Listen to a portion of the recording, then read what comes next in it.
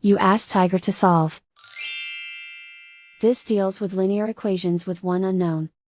The final result is x equals 15/19. Let's solve it step by step. Simplify the expression.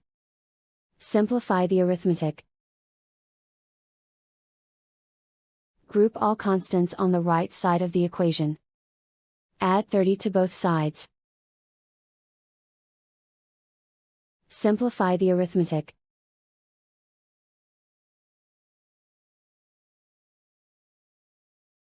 Isolate the x. Divide both sides by 38. Simplify the fraction. Find the greatest common factor of the numerator and denominator.